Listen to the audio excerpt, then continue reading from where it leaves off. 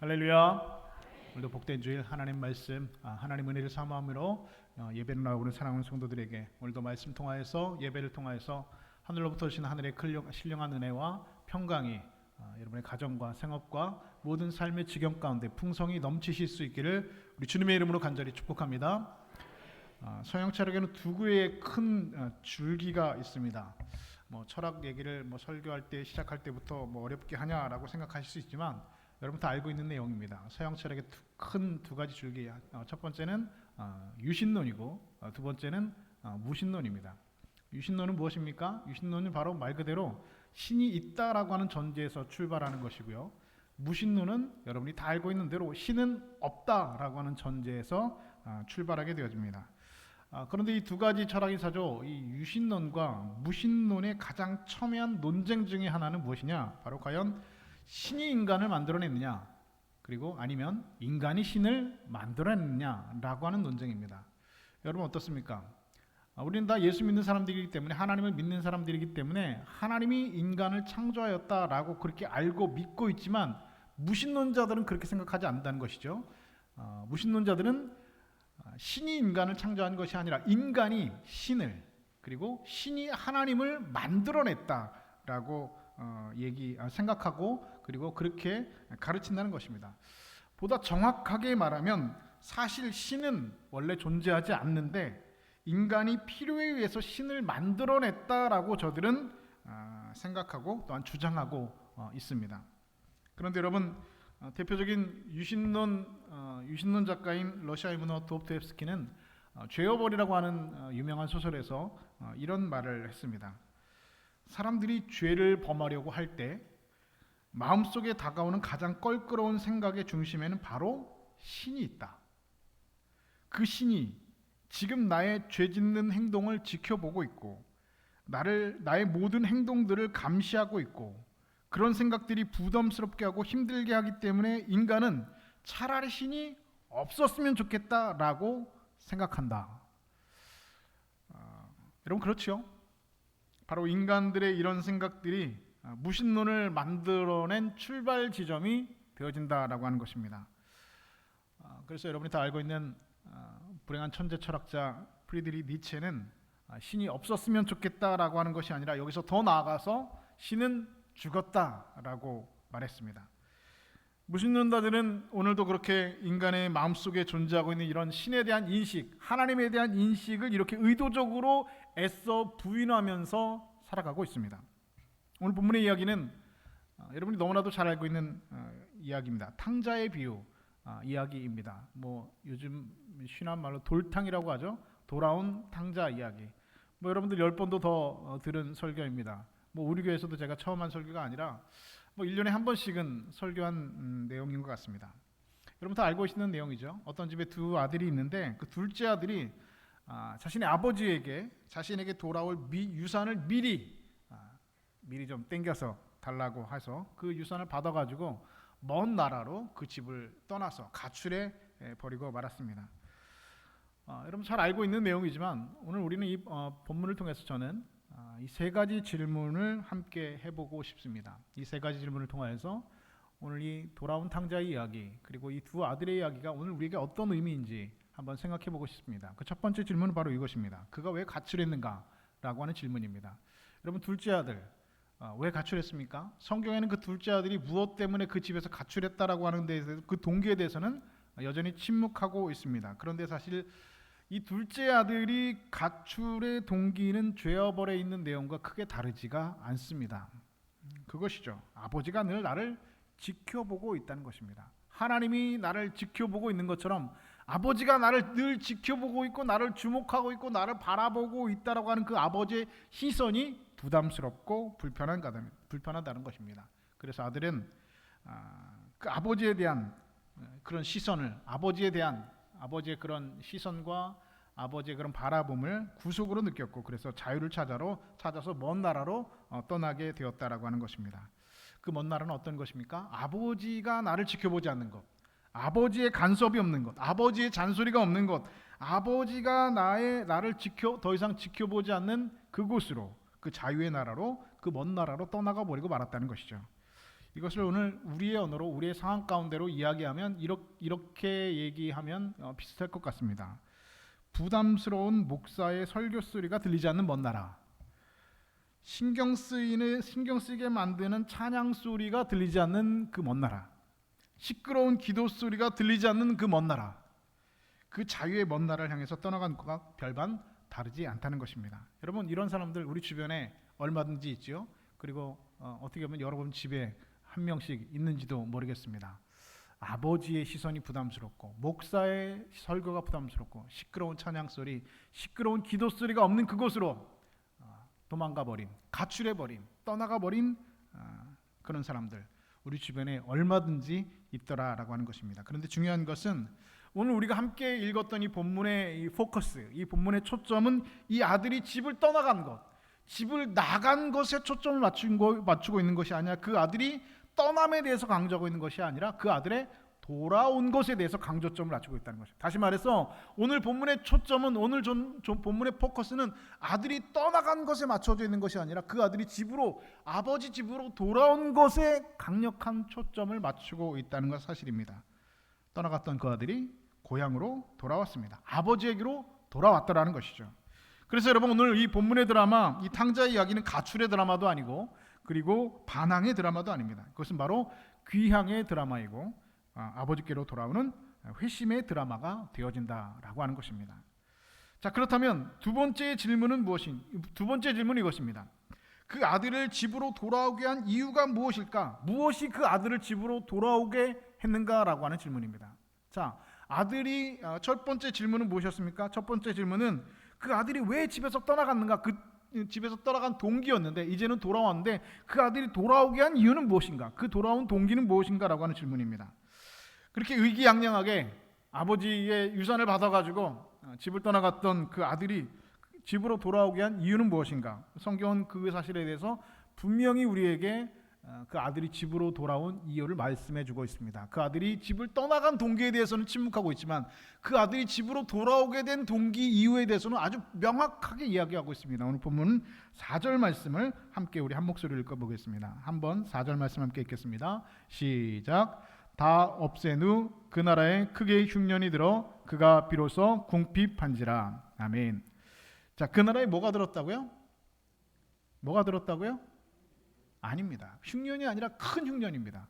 그러니까 흉년 정도가 아니라 그 나라에 크게 흉년이 들었다는 겁니다.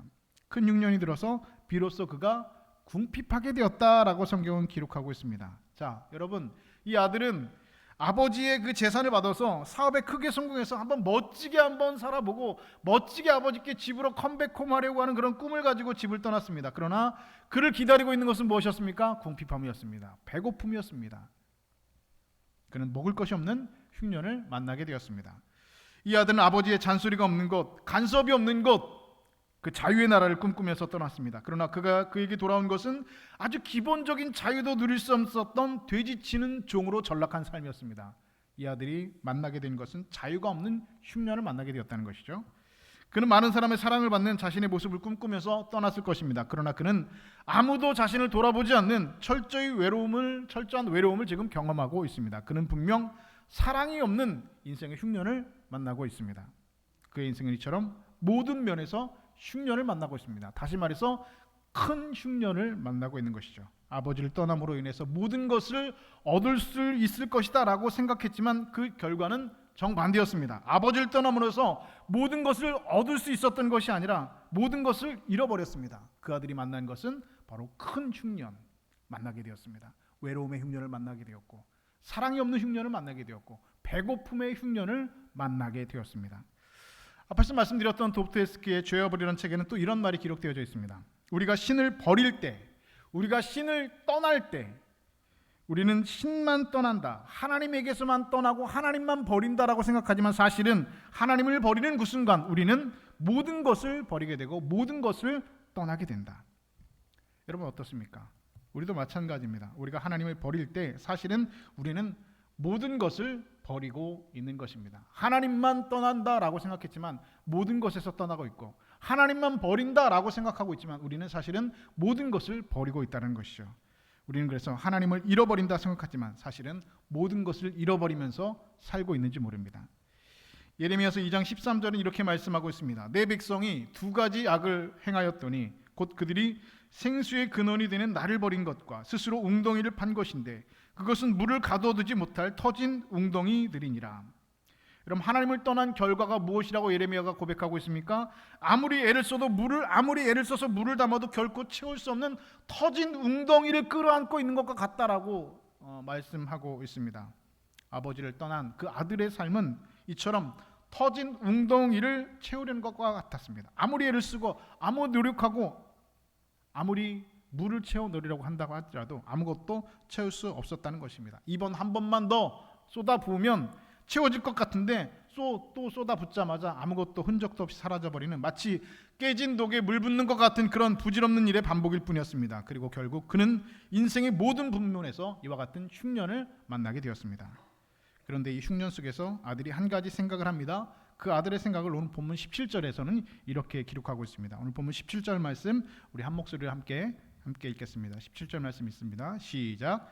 이에 스스로 돌이켜 이르되 내 아버지에게는 양식이 풍족한 품꾼이 얼마나 많은가. 그런데 나는 여기서 주려 죽는구나. 아멘. 자, 이렇게 인생의 모든 부분에서 흉년을 만나고 인생의 모든 부분에서 채우지 못한 터진 웅덩이를 만난 것 같은 그런 인생을 맞는 그 아들이 이제 생각을 하기 시작했다는 겁니다.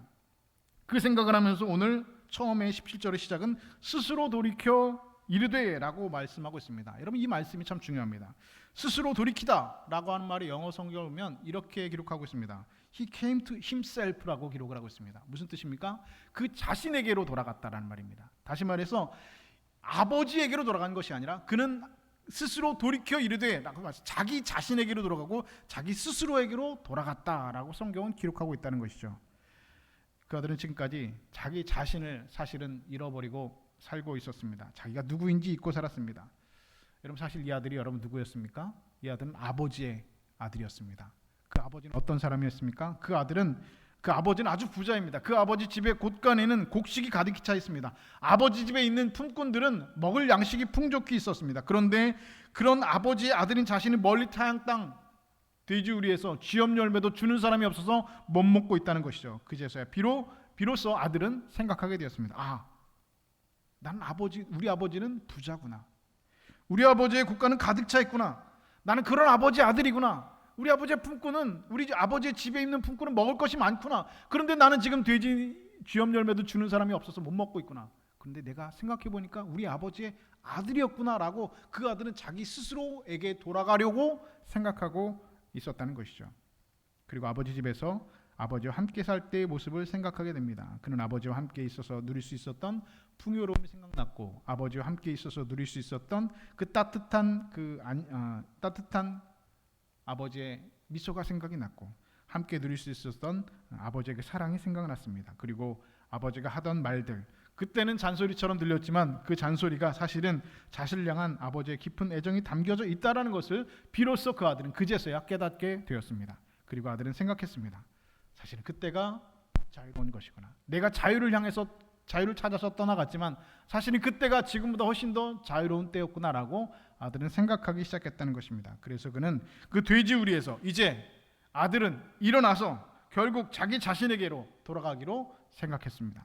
그의 인생에 닥쳐진 극심한 흉년이 결국 그를 자기 자신에게로 돌아오도록 만들어 주었습니다. 혹시 여러분들 중에 인생의 흉년을 만난 분이 계십니까? 터진 웅덩이를 채우는 것처럼 아무리 애를 쓰고 노력을 해도 아무것도 채워지지 않는 그런 터진 웅덩이를 붙들고 계신 분 여러분 혹시 계신지 모르겠습니다. 이제 그렇다면 그만 그 터진 웅덩이 쳐다보시고 이제는 눈을 들어서 하나님 아버지를 쳐다보실 수 있기를 바랍니다. 여러분이 누구십니까? 여러분이 이 세상의 주인이 되시는 여호와 하나님의 자녀입니다. 여러분 사실은 누구였냐? 하나님 아버지의 아들이었다는 것입니다. 하나님은 모든 것을 가지고 계신 분이고 모든 것을 하실 수 있는 분입니다. 여러분은 바로 그 하나님의 자녀였습니다. 그 사실을 다시 한번 기억하신 여러분 되실 수 있기를 주님의 이름으로 축복합니다. 사랑하는 여러분, 자신에게로, 아버지에게로 여러분 돌아오실 수 있기를 바랍니다. 지금 여러분이 만나는 흉년은 여러분을 돌아오라고 부르시는 하나님의 음성인 것을 깨닫는 저와 여러분 되실 수 있기를 주님의 이름으로 축복합니다.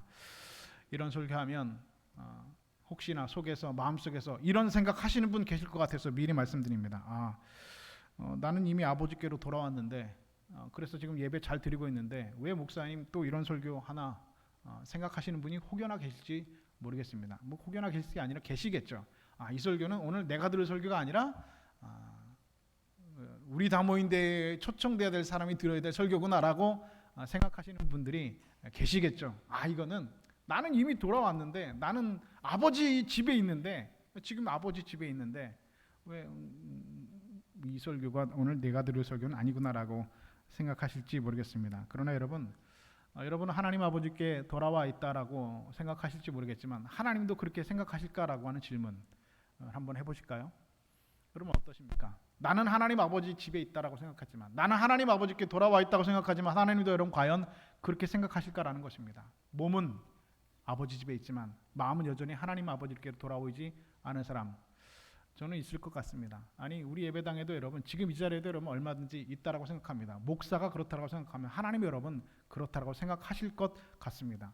이 설교 오늘 내가 들을 설교라고 아니라고 생각하시는 분은 다시 한번 오늘 내가 내 마음은 몸은 예배당 안에 하나님 품에 있지만 내 마음은 정말로 하나님께로 향하고 있는가? 그 하나님께 있는가? 그 아버지 집에 내 마음도 있는가? 내 마음도 아버지 하나님께로 돌아가 있는가? 몸은 예배당에 있지만 몸은 아버지 집에 있지만 내 마음과 내 영혼도 정말로 하나님께로 돌아와 있는가라고 생각해 보셔야 됩니다. 이제 이 아들은 그 아버지께로 돌아가는 상상을 해보기 시작하죠. 오늘 보면 18절부터 19절 말씀 함께 있습니다. 18절 19절 말씀 있습니다. 시작. 내가 일어나 아버지께 가서 이르기를 아버지 내가 아버지와 하늘과 아버지께 죄를 지었사오니 지금부터는 아버지 아들이라 일컬음을 감당하지 못하겠나이다. 나를 품꾼의 하나로 보소서 하리라 하고. 아멘. 자, 아들이 생각한 거다. 무슨 생각합니까? 내가 이 상태로 아버지 집에 돌아가면 아버지 나를 혼내실 거야. 아버지 나를 내가 이렇게 재산 다 쓰고 이렇게 탕진하고 돌아왔다고 하면 아버지 나를 가만두지 않으실 거야. 내쫓아버릴지도 몰라. 그러니까 이제 아버지의 아들의 신분으로 돌아가는 것이 아니라 품꾼의 하나로, 종의 하나라고 여겨달라고 하면 되겠구나라고 생각했습니다. 그리고 아들은 일어섭니다. 생각을 실천에 옮기기 시작했다는 것이죠. 18절은 내가 일어나 아버지께로 가서 이르기를 라고 말했습니다. 일어나 아버지께로 돌아가는 생각을 했다는 것입니다. 그런데 20절은 이제 그 아들이 이에 일어나서 아버지께로 돌아가라고 하였습니다. 생각만 하는 것이 아니라 몸을 일으켜서 일어나 아버지 집을 향한 첫 발자국을 내딛었다는 겁니다. 여러분 우리에게 중요한 것이 바로 이것입니다. 생각만 하는 것이 아니라 행동하는 겁니다. 실천하는 겁니다. 그 자리에서 그냥 일어나는 겁니다.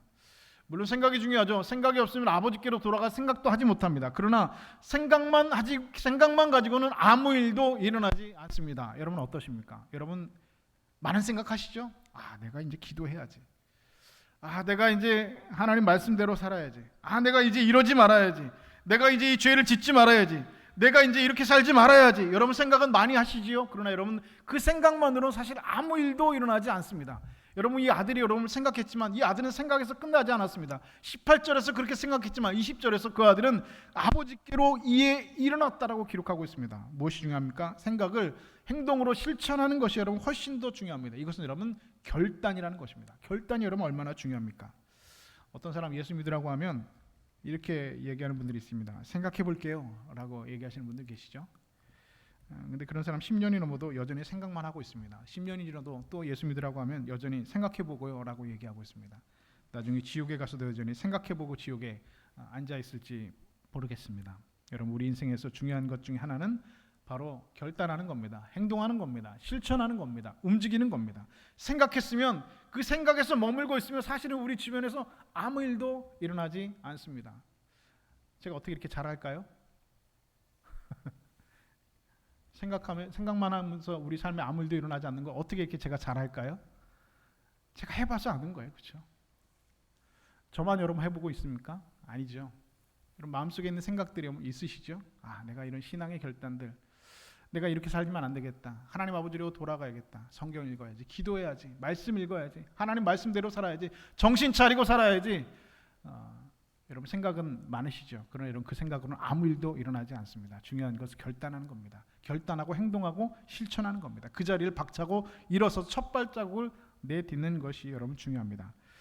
하나님께서 아브라함에게 고향 떠나라 명령하셨죠. 그 본토 친척 아비집을 떠나라 말씀하셨습니다. 그 본토 친척 아비집은 여러분 어디입니까? 갈대아 우르입니다. 이 갈대아 우르라고 하는 것은 여러분 사실은 그 아버지의 집은 그 아브라함의 아버지의 집 갈대아 우르는 여러분 어떤 곳이었습니까? 우상을 만드는 곳이었습니다. 우상을 만들어서 파는 곳이 그 아브라함의 아버지의 직업이었습니다. 그런데 이 갈대아 우르라고 하는 지명의 뜻은 여러분 무엇인지 여러분 혹시 알고 계십니까?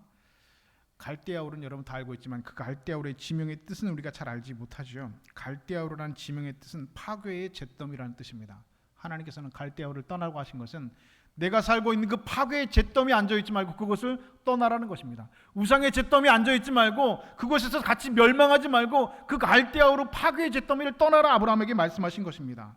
여러분이 서 있는 곳이 그 자리가 어쩌면 여러분 파괴의 잿더미인 줄 모릅니다. 내가 서 있는 이곳이 아브라함이 서 있었던, 아브라함이 살고 있었던 여러분 갈대아우르 파괴의 잿더미인지도 모릅니다. 여러분의 인생이 상처받고 찢어지고 망가져가고 있다고 한다면 그것은 분명히 갈대아우르 파괴의 잿더미임에 분명합니다. 하나님께서는 지금 당장 그곳을 떠나라고 말씀하십니다. 여러분 그곳을 오늘 아들과 같이 그곳이 파괴의 잿더미라고 한다면 오늘 여러분이 살고 있는 삶의 자리가 돼지우리에서 쥐업 열매를 먹는 그런 삶의 자리라고 한다면 여러분 그 자리에서 생각만 하지 마시고 오늘 이 아들과 같이 그 자리에서 일어나서 아버지께로 돌아가실 수 있는 여러분 되실 수 있기를 주님의 이름으로 축복합니다. 미국에서 있었던 일입니다. 어떤 주일날 아침에 두 청년이 길을 가다가 생각을 했습니다. 우리 오늘 도박장에 한번 가보자. 도박장을 가고 있는데 도박장 옆에 교회가 하나 있었다고요. 근데 그 교회 앞에 보면은 여러분 뭐 옛날 교회들은 그렇게 써 있잖아요. 교회 게시판에 오늘 설교의 제목이 써 있습니다. 설교의 제목이 뭐냐면 죄의 싹은 사망이라고 하는 제목이었습니다. 죄의 싹은 사망이라고 하는 설교 제목을 보니까 한 청년이 마음에 찔림을 받았습니다. 내 죄의 싹은 사망이라는데 내 주일날 아침에 예배당 가는 게 아니라 도박장 가는 게 말이 되나 생각이 돼서 이 친구한테 말했습니다. 야 오늘 그냥 우리 도박장 가지 말고 예배당이나 가자, 교회당이나 가자라고 얘기했습니다. 그랬더니 한 친구가 무슨 얘기하냐고 남자가 이게 칼을 뽑았으면 물에도 썰든지 해야지 뭐 미국이니까 그런 말은 안 했겠죠. 어찌 됐건 나 이렇게 도박장 가기로 했으면 가야지 무슨 소리냐고 얼른 가자 했습니다. 결국 두 청년이 합의가 되지 않았습니다. 그래서 따로따로 가기로 하고 한 청년은 도박장으로 가고 한 청년은 말 그대로 찔림을 받아서 예배당에 갔습니다. 그로부터 30년이 정확히 지난 후에 워싱턴에서 22대 미국 대통령 취임식이 성대하게 열리고 있었습니다. 그날 대통령이 취임하는 사람은 30년 전에 예배당에 들어가서 죄의 싹은 사망이라는 설교를 듣고 그리스도인이 된 클리브랜드라고 하는 사람이었습니다. 그리고 바로 같은 시간에 감옥에서 종신형을 살고 있는 한 죄수가 신문에 실린 대통령 취임 사진을 보고서 눈물 흘리고 있었습니다. 그는 바로 30년 전에 그 권함을 뿌리치고 도박장으로 들어가던 조지라고 하는 청년이었습니다. 사랑 여러분, 일어나셔야 됩니다. 일어나서 가셔야 됩니다. 앞에서 말씀드린 것처럼 저는처럼 여러분 모두가 아버지 집에 계시다고 생각하지 않습니다. 지금 여러분의 몸은 육신들은 다 아버지 집에 계시죠. 성전에 계시죠. 그러나 저는 여러분들의 영혼과 마음이 다 아버지 집으로 돌아왔다고는 생각하지 않습니다. 목사가 그렇게 생각하니 하나님이 어떻게 생각하실지 여러분 어떻게 생각하십니까? 나는 아버지 집에 있다라고 생각하십니까? 여러분들은 아버지 집에 돌아와 있다라고 여러분 생각하십니까?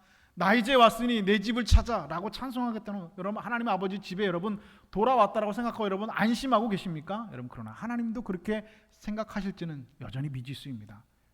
여러분의 육신이 예배당 안에 있다고 하지만 여러분 몸과 영혼과 여러분의 진심이 여러분의 영혼이 하나님 아버지께로 돌아와 있지 않다고 한다면 여러분 영혼으로부터 위대한 첫 발자국을 내디셔서 먼저 하나님 앞을 향하여서 여러분의 영혼이 여러분의 마음이 일어서실 수 있기를 주님의 이름으로 축복합니다. 지금 여러분이 앉아있는 삶의 자리가 내가 있어야 될 자리가 아니라고 한다면 여러분이 앉아있는 그 삶의 자리가 마치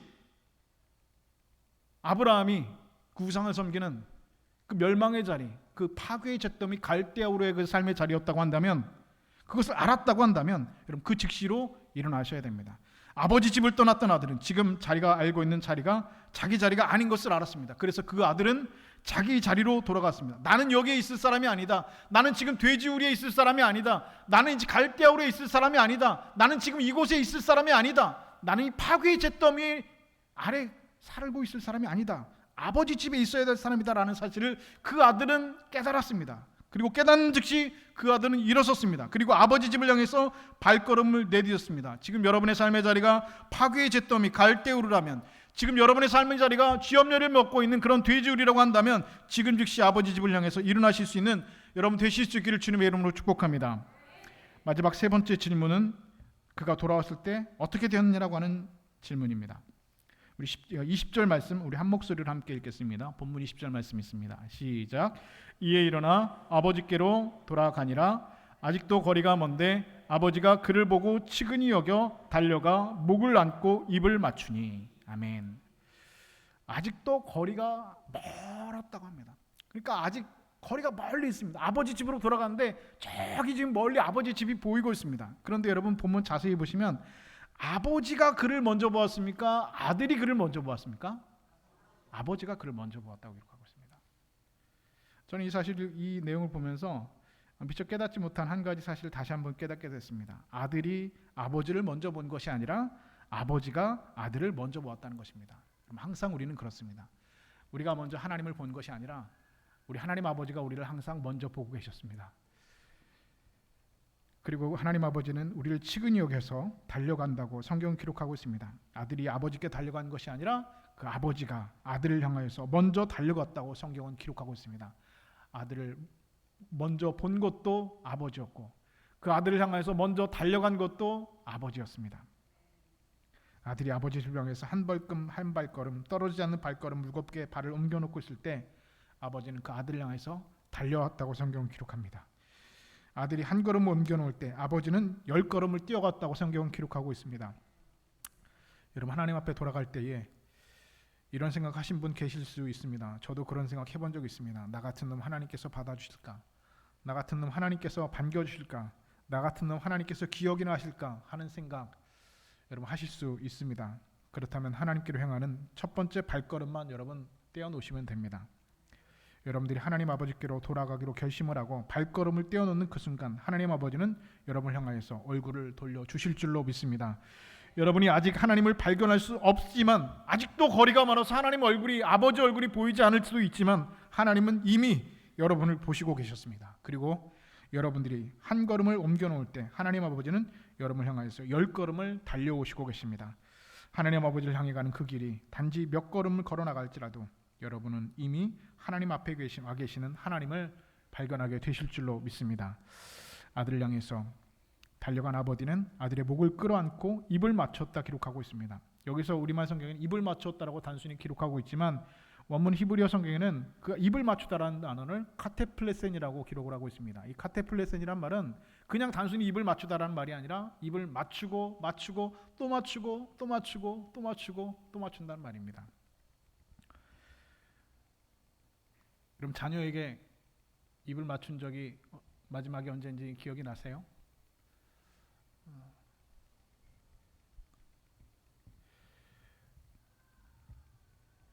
한 달 전에 저희 큰아이가 군대를 가는데 아이에게 입을 맞추어 줬습니다. 입대 장병 나오세요 하는데 30년 전 저희 어머니가 저에게 그랬던 것처럼 저희도 아이에게 입을 맞춰 줬습니다. 근데 애가 울더라고요. 저는 안 울었는데 애가 울면서 입대했습니다. 괜히 뽀뽀해줬나 괜히 입 맞춰줬나 라고 생각을 했는데 애가 왜 울었나 생각해 보니까 제가 여러분에게 말씀드린 것처럼 어느 날부터 그 아들에게 뽀뽀를 하는 게 좀 징그럽더라고요.